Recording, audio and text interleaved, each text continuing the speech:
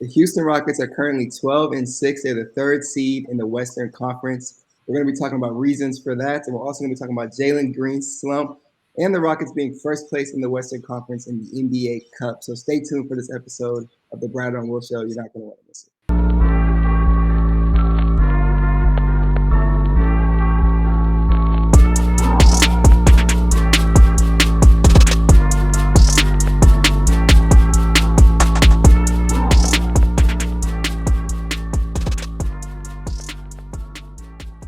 All right, and welcome back to another episode of the Bradeaux and Will Show. You heard Brad in the intro. Today, we're going to be talking about a couple different topics.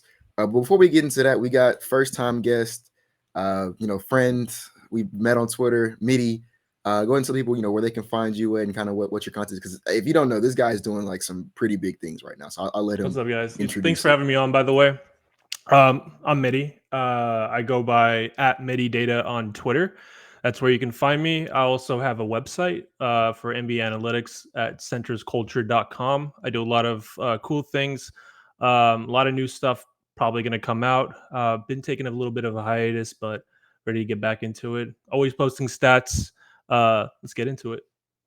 Yes, if you're a numbers guy like myself, you definitely want to tap into Midi's website. Very analytical, very informative. I really enjoyed it myself, so I want to give you props for that, Midi. And we are definitely excited to have you on for the first time. So we're going to kick it off. We're going to start right now. We're going to talk about Jalen Green. He's been in the slump. I'll kick it to you, Midi, then I'll go and kick it to Will. What are your thoughts on Jalen Green? He had a hot start in October and has been slumping in November, despite the Rockets still being 12-6. But, what are your thoughts on Jalen so far?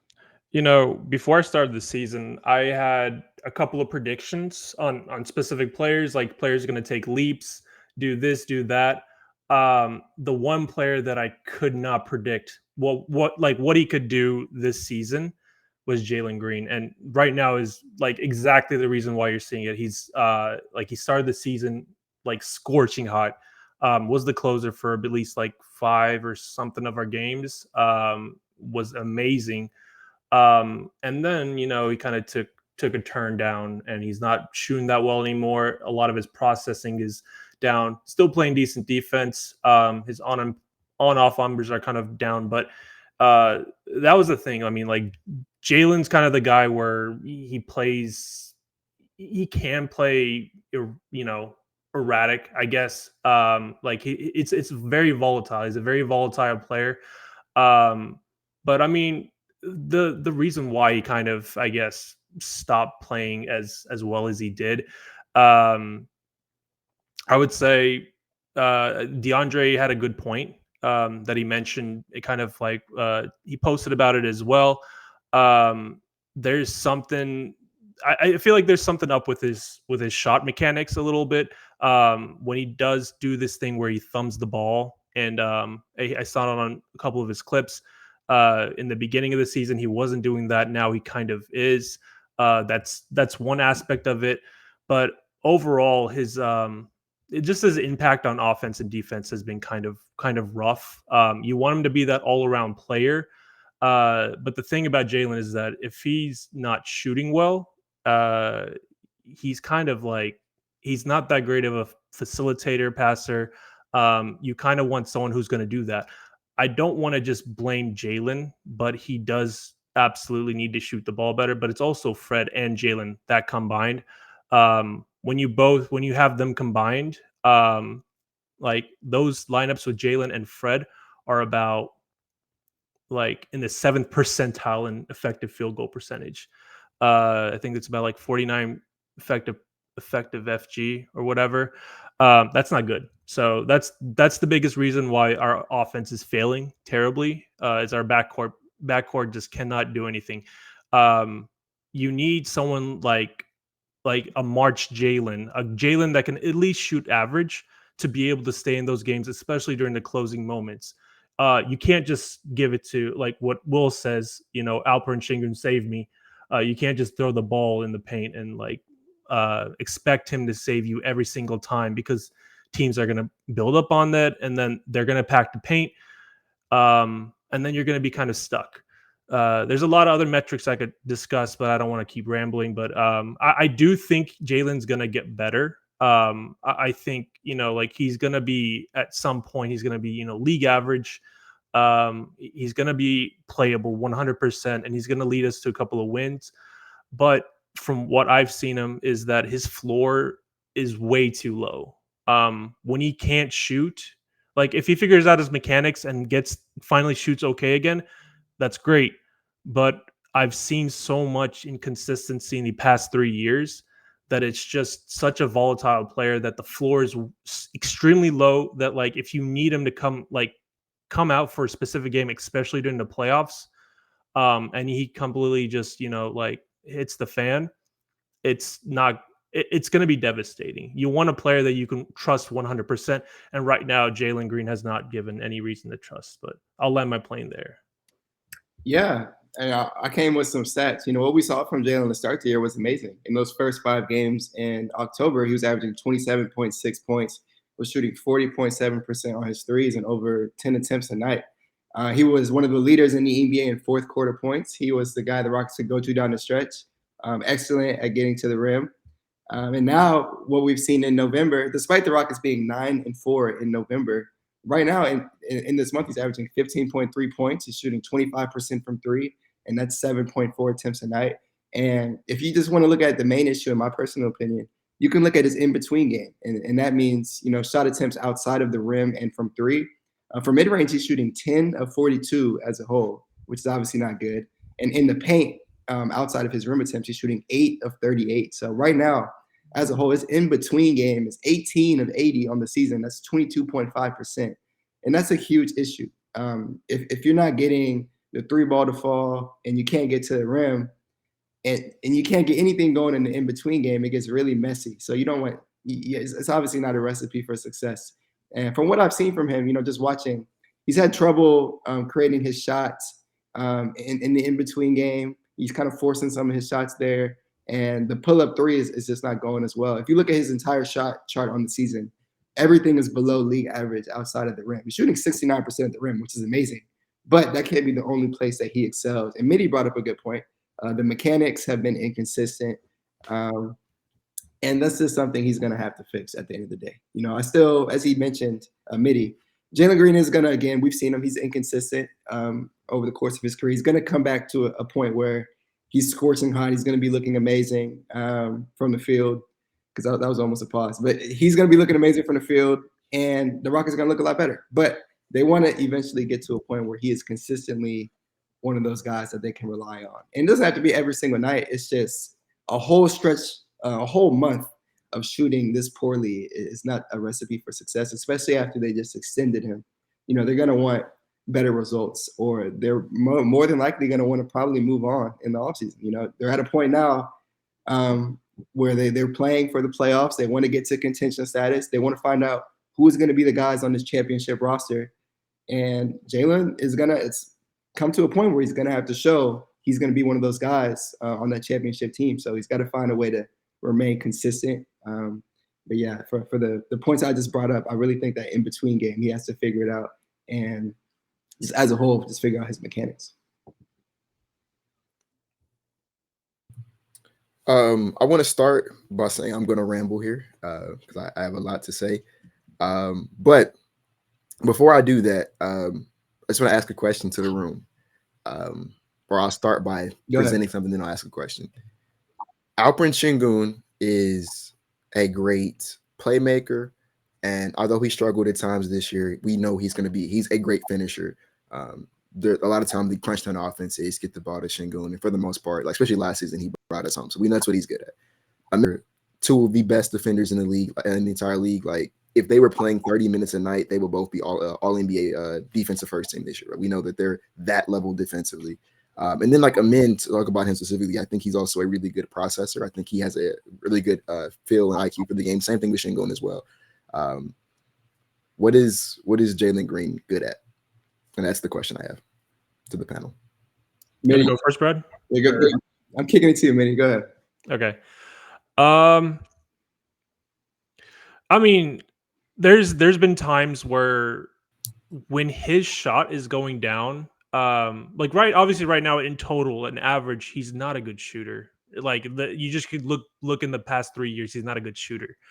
But when he is a great closer. He's a great guy you can have, like, especially when he's like had a good game, you can depend on him in the final seconds. But that's situational, right? If you're talking about, something reliable that he's good at uh over a course of a season, that's yet to be determined, Let's say, I think. what would you depend on Jalen to do right now? And For like yeah, go ahead, Brad. I'll say this again. I brought up, him being above league average at the rim. I think he excels at the paint, at the rim. He has to be able to get there consistently, and when he does, he's really good at it. But for him to really do a good job there, low volume though. The volume is lower, but it's going to be way better if, and it's a big if, when he's able to figure out the in-between game, when he's able to start hitting those threes, because then that opens up the floor for him to get to the rim ultimately. But I mean, as of right now, that's the only thing he's necessarily great at. And like I said, even that's low volume. And I do want to backtrack by saying, please, like, I don't hate Jalen. This is not there's not an agenda behind anything I'm about to say. This is just me using my eyes, watching the game and looking at the numbers that are presented. I would like show you how, like, on my TikTok, I have 2 of Jalen's jerseys hanging up on my wall, if I could. But yeah, I don't hate the kid. But the problem for me is that we are in year 4 now, and we have not seen one league average season from Jalen at any point, right? From 3 in between in the paint. His true shooting, his career true shooting is, I want to say, 53.9. That's what I saw when I looked at it earlier today. And then his season true shooting this year is, I want to say, like 50.1, somewhere in that ballpark, which, if you know anything about true shooting, that is like leaps and bounds below where just league averages, let alone where the stars are. Just talking about like just the average NBA player, that's below that. It's like 7 percentage points below that. So that's a problem, because you look at what Jalen Green was drafted to do, and I think that's one of the problems, because I broke down a lot of the issue with Jalen Green on my TikTok, which I should go look at. It's like a 10-minute video talking about that. I'm not going to just reiterate everything I said. I just want to kind of address some other things. One of them being the fan aspect of it. I think that we have lowered the bar for Jalen. And I think that's part of the problem. I'll explain why it's a problem. But we've lowered the bar, because if you go back and you look at what we thought we were getting from Jalen Green in 2021 when we drafted him, the conversation was, this is one of the best scoring prospects ever. This is someone who's going to lead the league in scoring one day, or at the very least be like in the running. If he's not going to be the leading scorer, he's going to be one of the guys who, when you look back on a decade later, you're like, yeah, Jalen Green was one of the best scorers of that era. That was the reason you drafted him. That's the reason you take him over a guy like Evan Mobley, who had the higher floor, obviously, and he came into the league pretty immediately and was one of the best defenders. He's a DPOY candidate, I believe, in year 2. He's taken some leads. He's been phenomenal for the Cavaliers this season. And like, the reason that you pass on that for Jalen Green is because, yeah, he may not necessarily have the highest floor in the world, like Mobley did, or he may not necessarily impact the game like at a DPOY level, but he's going to be one of the most transcendent scorers that the game is going to see. And that's obviously extremely valuable. Every team needs a guy like that.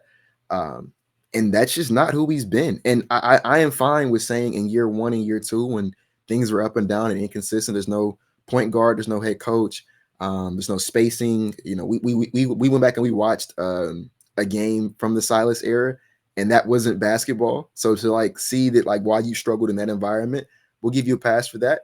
I'm even willing to somewhat understand the argument of giving him a pass for year 3, because it was the first time he had structure. It was the first time he had a point guard, the first time he had a coach, right? Even though I do think that that's somewhat of like letting him off easy, I can excuse even year 3.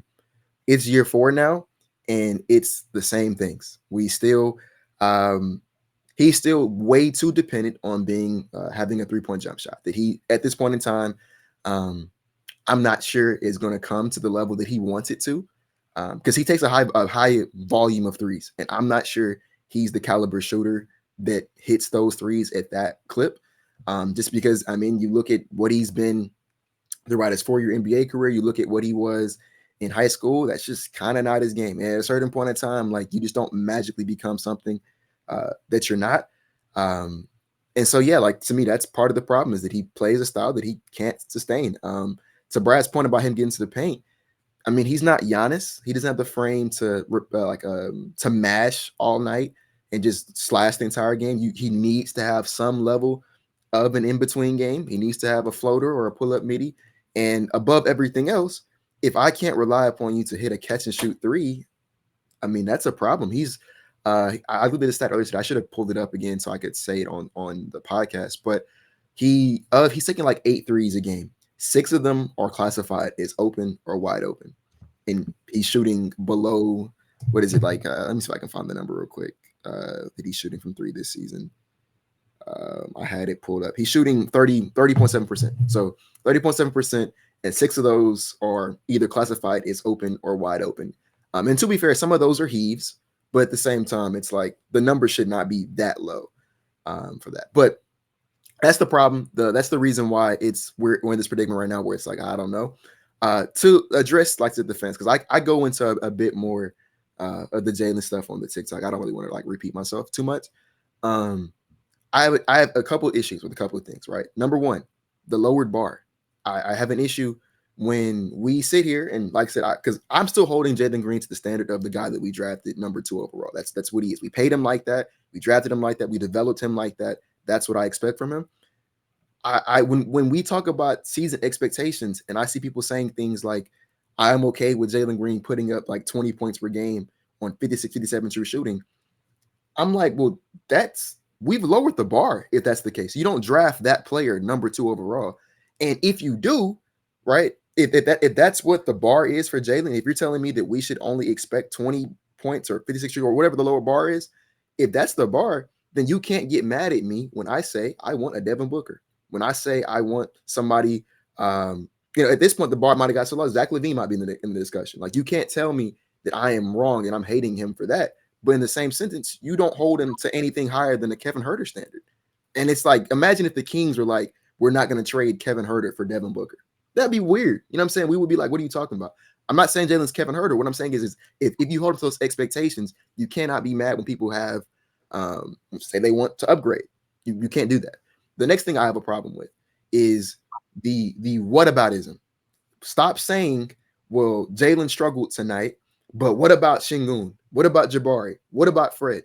Number one, different players have different expectations, right? Like Jabari. To me, that's the craziest one is when y'all start comparing Jalen to Jabari, because I know that they were just a pick apart, but everybody knew that Jabari Smith Jr. was not coming to the Houston Rockets to be like a complete offensive hub, right? He was the complementary piece. That's what you drafted him for. He was drafted to play a role. To put it politely, he was drafted to play a role. Jalen Green was drafted to lead the team in scoring. That's why their expectations are different. That's why if Jabari has a bad game and Jalen has a bad game, Jalen's going to get a bit more criticism. He's also paid more. Let's all start there. He got the extension. So the expectations are different when you're paid, but he was drafted to play a different role than what Jabari did. So telling me, oh, well, Jabari isn't doing this, so why are we talking about Jalen? Jabari has a different expectations, right? If Jabari was out there getting beat on defense every night, we would start talking about it, right? The one that's even crazy to me is when y'all start bringing up Reed, because it's like, that's a rookie. There's no way you're comparing Jalen to a rookie. Şengün. I know Şengün has struggled at times this season offensively, but at the same time, we have seen Şengün take a tremendous leap defensively and on the boards. And if you tell me you don't see it, you're lying.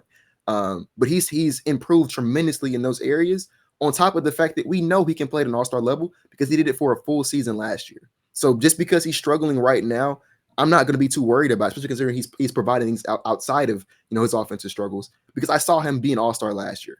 So that's another reason why that's done. You know what I'm saying? And above everything else, like, you should be allowed to analyze a player on a in-between level without having to compare him to someone else. And I think there was one more thing that I wanted to say. I can't remember it right now, so I'll relinquish it. Maybe I'll think of it in a second.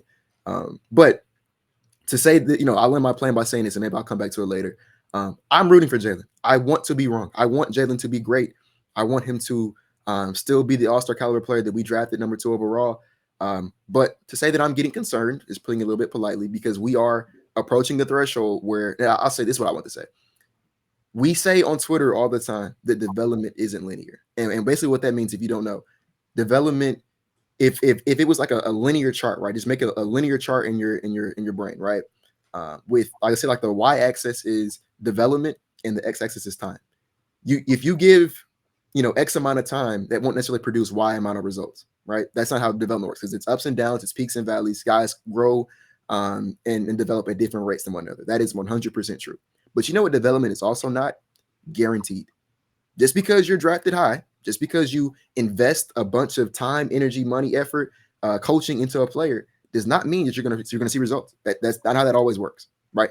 There's guys who come into the league with all the talent in the world, all the potential in the world, and they never see it in the NBA. And you can give them 10 years to do it, and they never will. And I'm not saying that's Jalen. What I'm saying is we as a team cannot afford to go into a year 5 hoping that he figures it out.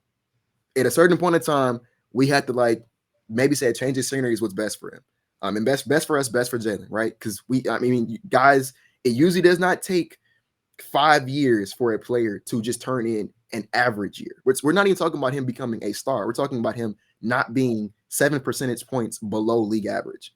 It usually does not take superstars that long. There was a stat I saw the other day. Not a stat, it's a fact, where they said that of the 27 guys who made the All-Star team, 24 of them made it before turning 24 years old.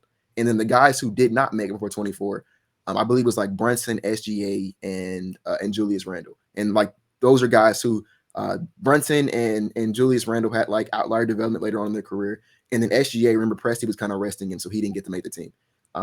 But those are it's you usually know by somebody, year 3, year 4, maybe year 5, you usually kind of know what a guy is. And Jalen's gonna be 23 this season. We're kind of approaching that point in time where it's this is kind of just who you are. Or if it's not, maybe you need to change the scenery to kind of see your potential. What was it? Andrew Wiggins, this maybe a bad example, but he needs to go to Golden State to kind of start seeing some of the potential that he was promised in Minnesota. And even then, he still didn't live up to. Because I remember Kansas Andrew Wiggins, and the player that he became is not who Kansas Andrew Wiggins was supposed to become. But even then, maybe he needs to go to a different team to kind of figure out his potential. So I'll end my plan by saying that much. I don't think the Rockets can afford to wait all day. I think this is the definition of a make or break season. Oh, this is one thing this is what I want to say, and I will start talking. You good? Go ahead. If Jalen Green, I will talk to the fans. If Jalen Green goes on another month-long streak of looking like the best player in the world, but that's sandwiched in between games of him looking like the Jalen we're seeing every night right now, please do not I don't want to say fall for that, because that sounds rude, but don't buy that. If we need to see Jalen do it for longer than 1 month at a time or a game at a time, it needs to be sustained. His season average should look respectable. If we're saying, well, yeah, his season averages doesn't look good, but remember that 1 month where he looked crazy, that's not going to be a good enough bar this year. I think the best word you could use is confident. Don't act so confident and be stay on that side. We need to see much more, And it needs to be consistent. Yeah. It can't be one game or one week, the stretch he had in October, which is great. Don't get me wrong, it was great.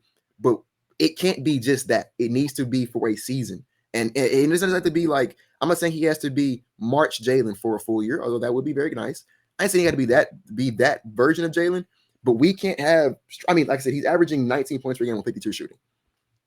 It can't, when we look at your season average at the end of the season, it shouldn't reflect like that. And unless it doesn't, there should be conversations about maybe moving on from him this summer. And I will land my plane there.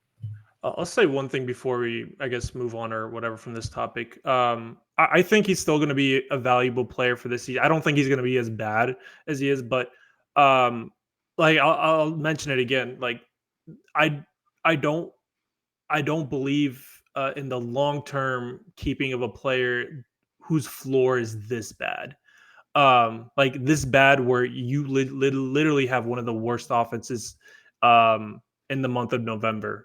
Because I think our not to get you off, Midi, but he's classified as the worst volume scorer outside of Kyle Kuzma. It's just But no, I know. In his 3-point dominance, it's a stat I created on Center's Culture. He's 14th percentile, and players like Aaron Holiday.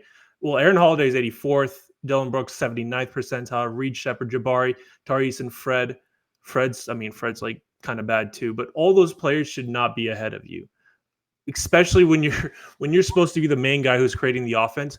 And also, one thing I kind of wanted to talk about this when we talk about the NBA Cup and all that stuff, but we have like the 27th worst half court offense team. Do you think that falls on Alperen Şengün? Do you think that falls on Jabari? Do you think that falls on Dylan Brooks? It's Fred and Jalen. It's Fred and Jalen. Like it's straight up like those guys are the people who set the offense. And if your floor is as bad as that, we can't rely on that. I think they're going to get. I think obviously I know Fred's going to get better. I know Jalen's going to get better, but that cannot be our floor. I don't see players like De'Aaron Fox having this. I don't see players like Devin Booker having this. You need someone reliable. I don't see players like Donovan Mitchell. That's kind of why we were interested in him. But I'll land my plane there as well. Also, he's shooting like for the month of November. October, obviously, he was really hot, but for the month of November, he's shooting 25% from three. He has a 41% effective field goal percentage and a 46% true shooting percentage. And he needs to get better at that. Yeah, he does. And last thing I'll say, Will made a bunch of great points. And he doesn't have to drop 30 every single night. He doesn't have to look like March Jalen every single night. And I wanted to bring a specific game to the table. When the Rockets blew out the Chicago Bulls, Jalen had like 18 points, but he shot like 6 and 9 from the field. He grabbed a ton of boards, was affecting the game, played good defense. And he didn't play the fourth quarter, so he would have if he did. Yeah, like he just played a solid game. The in-between game was falling in that one. Just little things like that. You don't have to go insane every night. Just look the part and just perform at the end of the day. I mean, again, the consistency has to come. And last thing I'll say, and I'll transition into the Rockets, having a good season as a whole. You want to say something else? Yeah, after you. Yeah. I was just going to say, I damn near lost my point. You go ahead, Will. I lost my point. Go ahead. I apologize. The last thing I want to say, too, is, and it's kind of piggybacking off of what you said. Part of the problem for me with Jalen right now is, like I said, I'm not expecting him to be a superstar every night. I don't need, like I said, it would be nice, but I don't expect that from him. I think that's an unreasonable expectation to say every single night play at the level of like what we saw from James Harden. Like that's just not realistic or reasonable. But what I will say is the problem for me is that not only is he not like doing that, he's just missing shots. It's not like it's a process thing. It's not like he, and like to be fair, his process could improve, but he's also young, and that's fine. His process, I think his process for the most part, it's okay where it is. For at this stage of his career, he needs to grow as he continues to grow. But for this stage of his career, I think it's fine. He's just missing good looks, just missing open shots, and that's the one I'll talk about with the fans. We gotta stop blaming everybody else. It's not Fred's fault. It's not Ime's fault. It's not Şengün's fault. It's not Dylan's fault. It's not Jabari. It's no one. It's no one. Like there's no. The whole point of running a play. Because I understand our offense is very rudimentary. The whole point of running a play is to generate an open look. He gets those. He gets them already. Even without the running the plays, he gets them. He misses them. Ime's not making Jalen miss threes. Şengün is not making Jalen miss threes. Fred is not making Jalen miss threes, or not even just threes. The pull up midis. That's not on anybody but Jalen. So like, stop blaming everybody else. Put the accountability on the person who's taking the shots. And so that's the last thing I want to say. I'm gonna stop talking.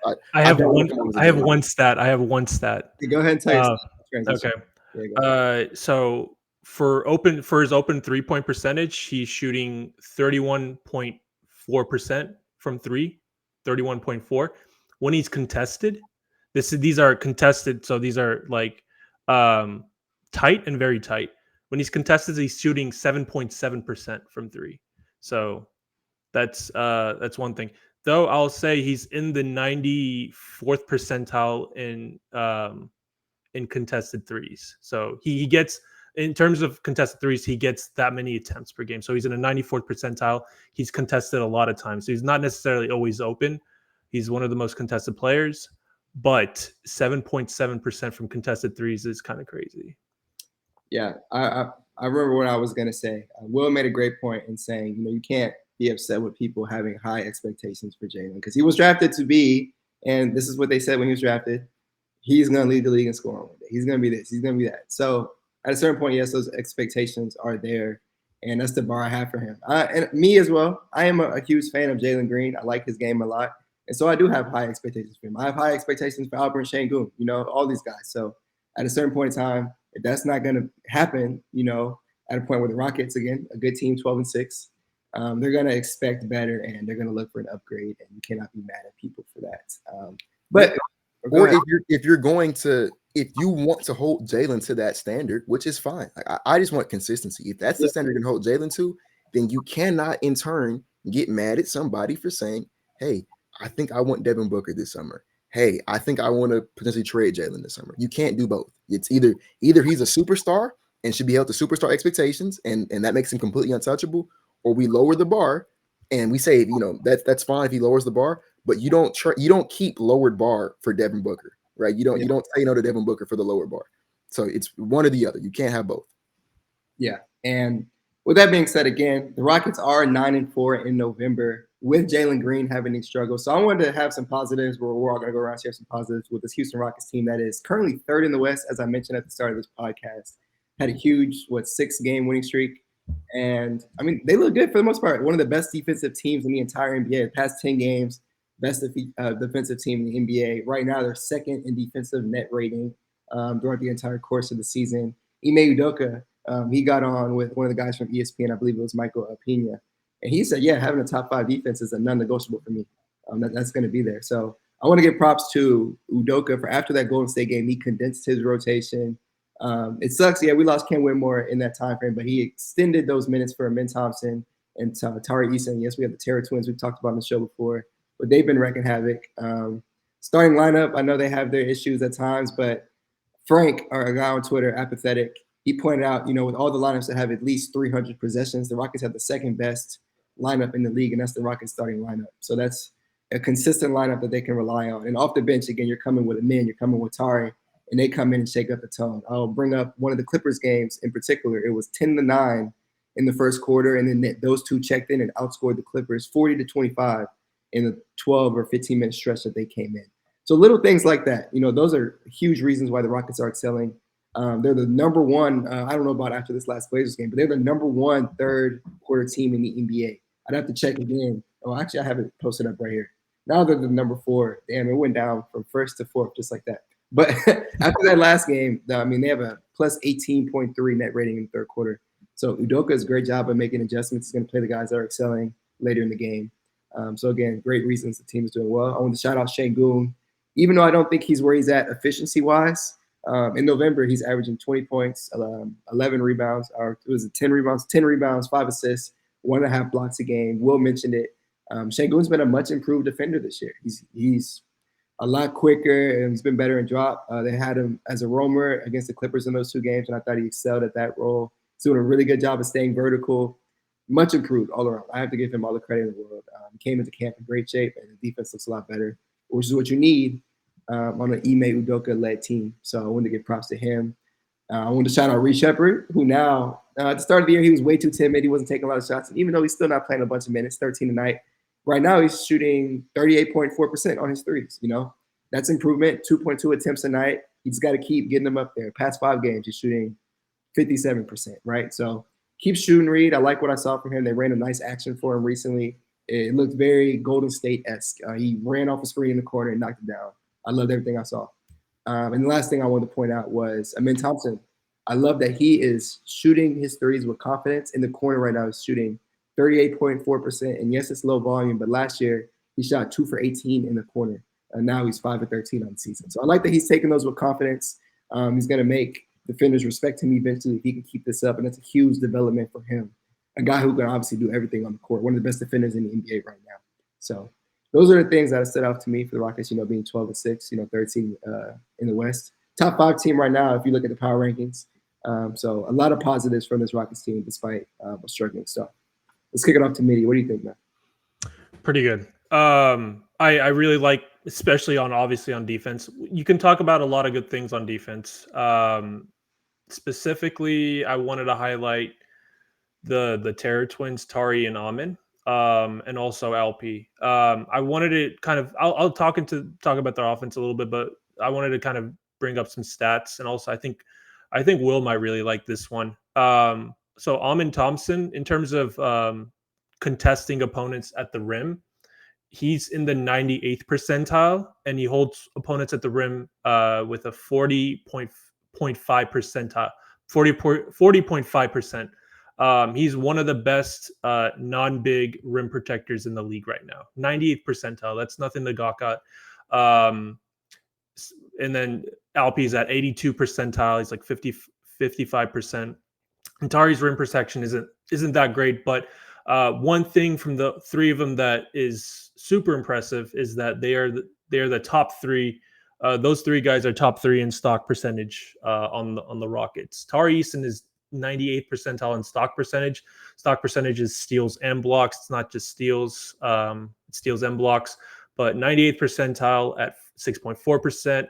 Alpi, 81th percentile, and Amin right below him at 80th percentile. So defense, obviously, those three guys are kind of our combined anchor. Whenever you have three of them on the court at the same time, they're the reason you're winning games. They're the reason we are able to run in transition and score, because our offense hasn't been great in the half court. Transition also is not that great, but the reason why we win so many games is because of the fact that we have so many possessions and we limit the opponent's possession. So even though our offensive efficiency lacks, we have a lot of frequency, which makes our points higher. That's the reason why our offense is 15th, if not like 28th or whatever. But I wanted to highlight those guys. Reed, obviously, I mean, the dude's like he's in the 98th percentile in deflection rate too. The dude's hands are everywhere. Pause. But his I think his 3-point percentage is now at around 40th. 38 when I looked at it this morning. 34%. Yeah. I was like 2 or 3 attempts a game, which is great, but not bad. 2.2 attempts a night. Yep. Yeah. And then Aaron Holiday is at about like I think 41% or 43% from three. So those two guys have actually been pretty solid 3-point shooters. Though I think Aaron Holiday hasn't had a contested three. Like hasn't even had one contested three. They all have been open threes. But they've been solid. So I wanted to highlight those guys. I think Alpi is, in terms of, I have this other metric which calculates kind of like how well they are in 2-point scoring or whatever. Despite the efficiency, his ability, his dominance in the paint is still top 10. So above Brandon Ingram, Kyrie Irving, Jaren Jackson Jr., and who's that?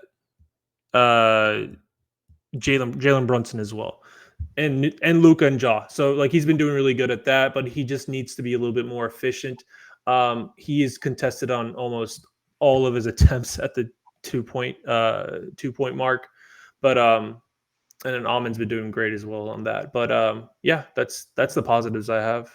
Well, I was gonna add something really quick about Jabari that I forgot, but Jabari had a slow start to the year efficiency wise. Actually, was one of the worst 3-point shooters in the league if you're going off those open attempts. So I wanted to highlight his improved, end of the month. Last 6 games he's averaging 14 points, which is nothing crazy, but I love the efficiency. He's shooting 48% on his threes, on 4.5 attempts a night, 64 true shooting percentage. He's hitting his free throws too, 87% clip. So I also, as a whole, Barry, the defense hasn't been bad. Better since the start of the season. So I wanted to highlight, his improved month. And as Will mentioned, he's in a role. He's not the guy who's going to be the offensive hub at the end of the day. But him hitting his shots and him having a really good game have corresponded to the Rockets blowing out other teams. Like, it's so important. It's so important when he's able to knock down his shots. Mm-hmm. He's not doing anything ridiculous. He's coming out there and he's just hitting his threes, things that he was drafted to do, things that he was able to do at Auburn. When he's excelling at the things he was drafted to do, the Rockets are blowing out other teams. So I wanted to highlight Barry, having a good end to the month.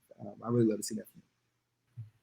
I think y'all summarized like the whole thing. So I'm not gonna go like player by player like y'all did. I'm just gonna talk about one. It's the player y'all know I can talk about for like 10 straight minutes. Ben Thompson, go ahead. I'll talk about him in. Yeah, I'll talk about him in. Brad touched on it. One of the things that I really love about his game recently is he's starting to take threes with confidence. That's like half of the battle, right? We talked about with Şengün too. Like half the battle is just when you take them, not hesitating, not overthinking it, just trusting your work, trusting the form, and just letting it go. And like we saw it with Şengün, same thing with him. It's like he had good form. He would, when he took them with confidence, he was pretty good at them. It was the ones where he would pump fake and think about it too long that he would miss. And we was like, all right, just let him go.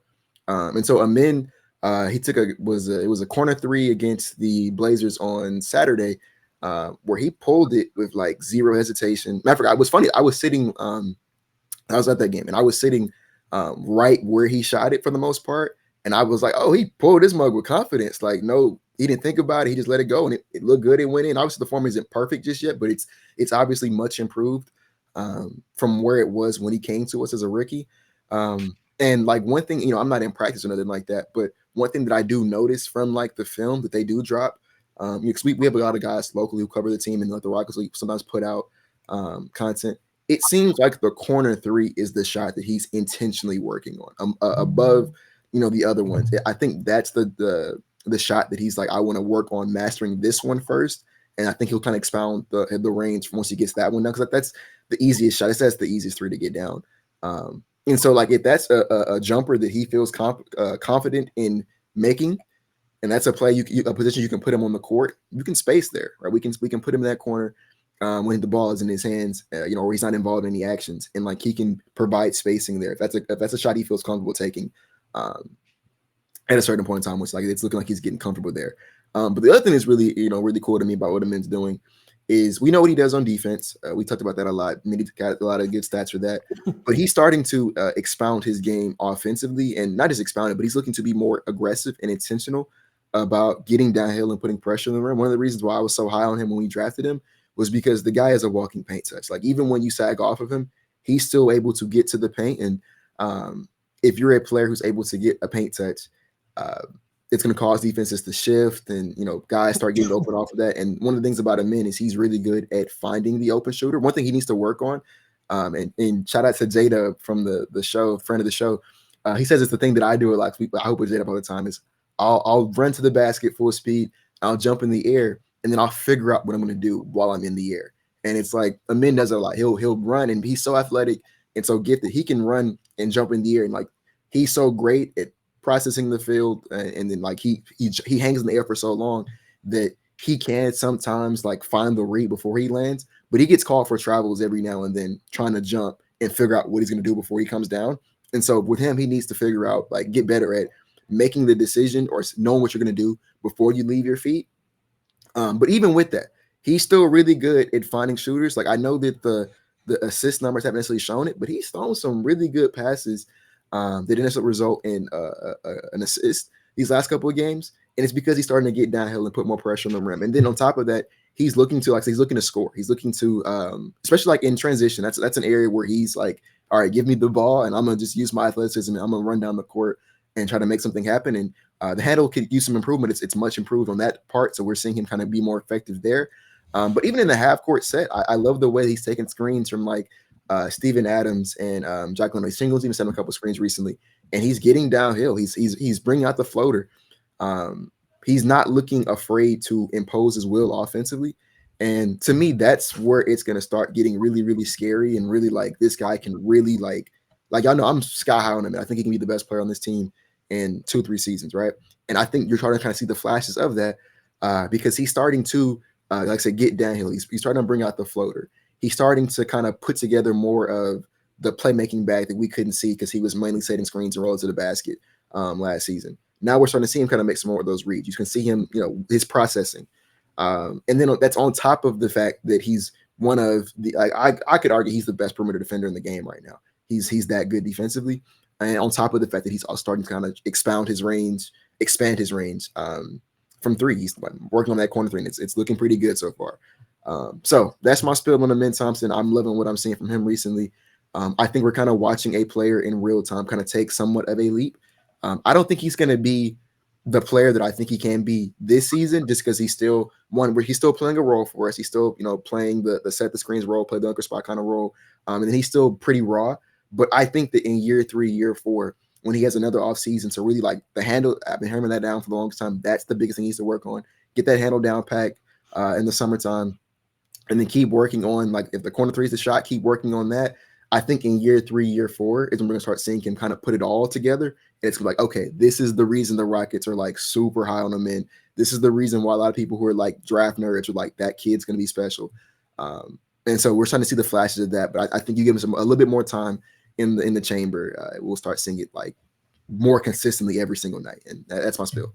Yeah, For sure. To piggyback on your spiel, Will mentioned Amin Thompson on floaters. His floaters outside of the rim this year, a little volume, but solid. 10 and 15 on his floaters. That's huge. Again, having an in-between game with that athleticism getting to the cup is really important. And he's also getting fouled on his shot attempts at an extremely high rate. Last I checked, he was top 3 in the league, along with Paulo Banchero and Jimmy Butler. So, getting fouled a ton, the floater is dropping, and right now he's shooting 4-7 on his mid-range pull-ups. Again, all these are low volume, but it's a big thing for Amin Thompson because if he ever figures those things out, and a guy with that kind of work ethic is capable. If he ever figures those things out, as Will said, in 2-3 years, this guy's going to be ridiculous. A guy that we won't be able to stop discussing. So those were some other positives I had on Amin Thompson. If Midi and Will had nothing else to discuss on those topics, I see a head shake from Will. No, Midi. Will, did you discuss the Amin Thompson's the two-man lineup? Yeah. Let me bring that up. Yeah, I forgot all about that.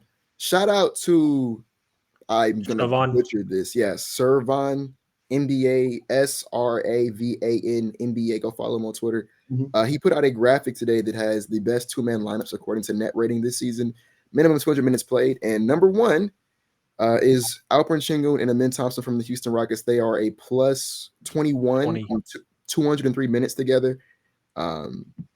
Crazy. And like, if you go back and look at the podcast from when we were talking about drafting him in, and then obviously we drafted him, I was telling y'all, bro, I'm super excited for putting Amin Thompson and Alperen Sengun, putting like two supercomputers on the court together at the same time.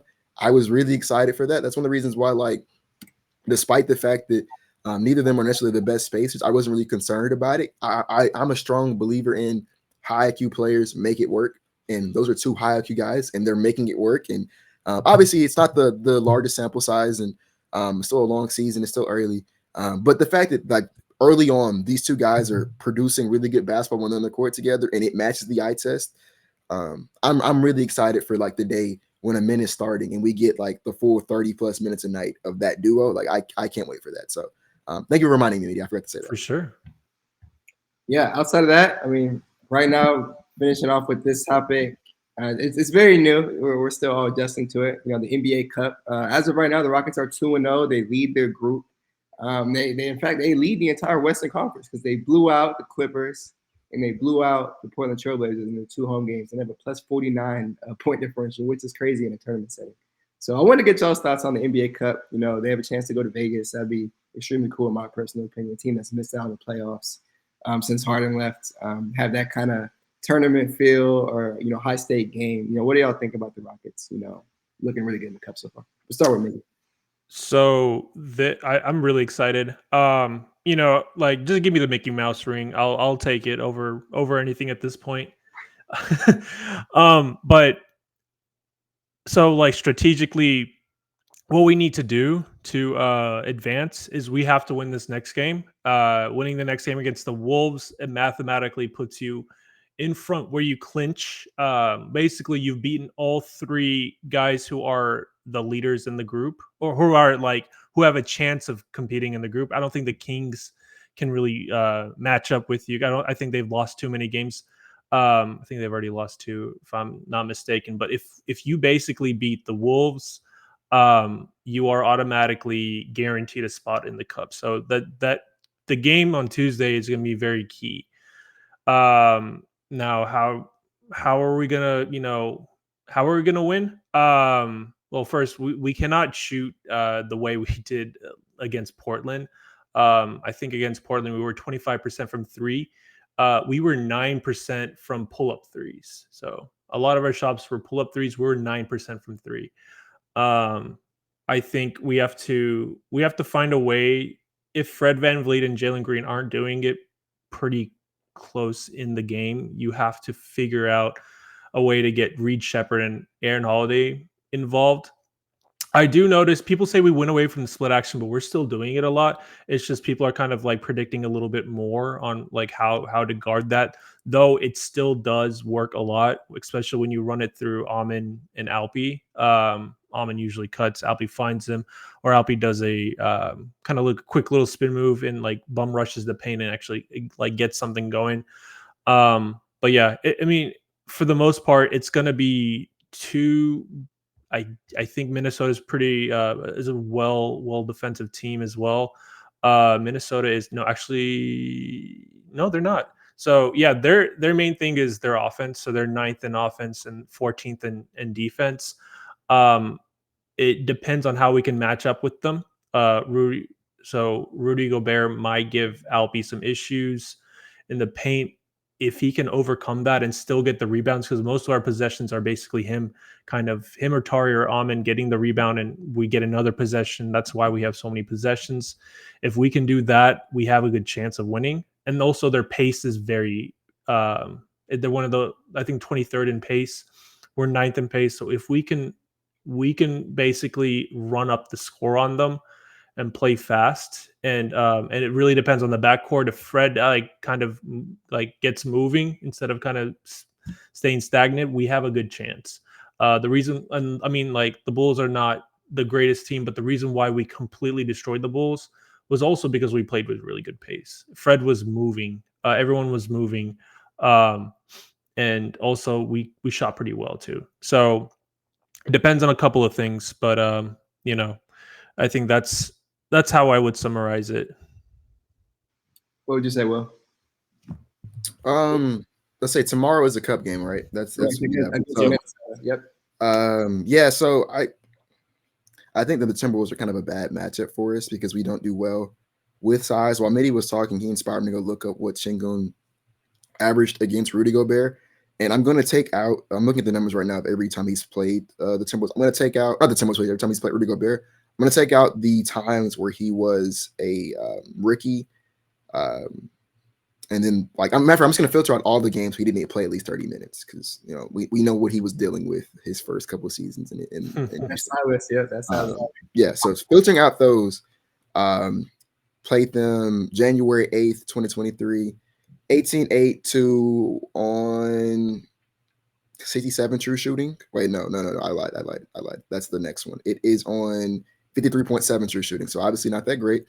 The next time he saw him was a couple of days later on January 23rd, 2023, where he put up 21, 7, and 7. This is the best game he's played against Rudy Gobert. He had a 67.7 true shooting. And then last season, the 2 times we played, which is crazy because I thought we played them more than 2 times last year. Oh, you know what? He must not have played the last time we played them. Because he was injured. Yeah, okay. So that's what it is. Last year he averaged, or not averaged, the first game we saw them, January 5th, 2024, 19 points, 5 rebounds, and assists on 50, all around, I'd say 52 true shooting here. And then the last time he saw him, which was on February 4th, 15, 10, and 1. He had a steal and a block on 50, I'll round down and say 52 shooting. So, he struggles against Rudy Gobert a little bit. I would like to go back and honestly rewatch those games and see kind of what the issue was. Was it the physicality? Was he just missing? I don't really know. But the Timberwolves are a team that they have a lot of lengthy defenders. They got Jaden McDaniels, Anthony Edwards, Nickeil Alexander-Walker. Probably forgetting somebody else on that team. And then Julius Randle is obviously a plus-sized player, and then Rudy Gobert's going to have stuff on lock in the paint. I think we can win. I think that we're the better team, knock on wood, obviously.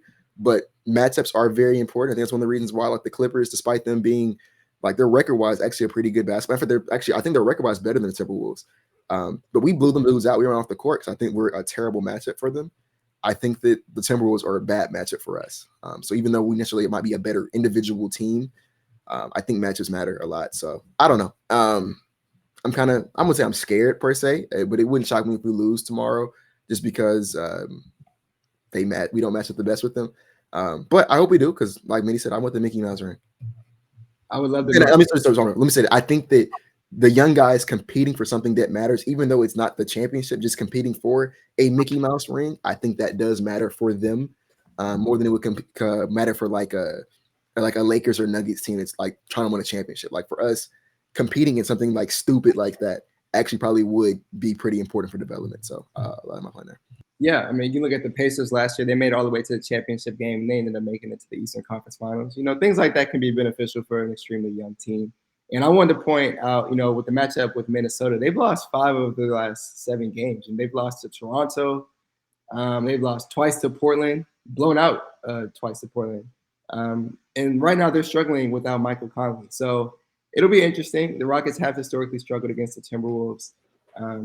Şengün has struggled this year against length. He struggled against Klingon. He struggled against Wemby. He struggled against who's the other guy? Zach Chet. You know, these lengthy defenders with height. So I'm hoping he can have a bounce back game. But yeah, you know, if they lose one game and they don't get smoked and they win out, so they play the Kings next Tuesday. Say they split these games and again they don't get blown out. They should easily still make the wild card, quarterfinals wild card, because one team will make it that comes in second place in their conference or in their division. They just have to have the best point differential. And again, right now we have a plus 49 point differential in those 2 wins, and Dallas is right behind with a plus 41 point differential. But they lost 1 game, so they're 2-1. So good chance again if they don't get smoked. And the Rockets have only got blown out once this year, and it was against Golden State. No, not Golden State. Who they get smoked? They got smoked by the Thunder. So that's the only blowout loss they got all year. So if they can hang in there against the Timberwolves, I think they can easily beat the Kings. We've been good against the Kings. Yeah. Well, one thing I want to note is when you also have a big guy like opposing big that's pretty good at, you know, rebounding and boxing out or whatever. Yeah. Especially what Clayton kind of did on on Saturday. We need to shoot better. So the reason why we kind of win games even when we don't shoot good is because we're second in offensive rebound percentage. So it really depends on, because then it really depends on then shooting well. Because the Wolves are a good shooting team. So our rim protection has been one of the best in the NBA. Perimeter defense is actually the one that's lacking a little bit. But if we can actually, you know, match up and shoot well, and also that also frees up the paint as well. People don't get packed in there, and we also open up space for Jalen, Amen, and Alpi to go inside and create for themselves. So shooting is a must. You need to be able to shoot. Like that's as simple as that. If it's halftime and we're kind of, you know, like we're shooting like 25% from 3, I would guarantee a lot of money that we're losing by at least like 5 to 10, and it's not looking good unless they pick it up in the second half. But I'll land my plane there. Yeah. If y'all had nothing else to add, that was our topics for today. Appreciate you, Midi, again for joining. One last time, let the people know where they can find your stuff. For sure. You can find me at Midi Data on X, Twitter, and then centersculture.com for all analytics, game analysis, and player comps. If you have any feedback, just hit me up. Always, I don't think my DMs are open, but you can, if I make a post, just comment underneath. I'll see it and I'll reply to you. And lastly, we still have tickets available for Rockets Twitter night on February 1st against the Brooklyn Nets. So if y'all want to join us, have a good time pregame and watch the Brooklyn Nets game with us, definitely tap in. The link is in our YouTube video. So appreciate y'all for another video. Appreciate y'all for watching, and we'll be back soon.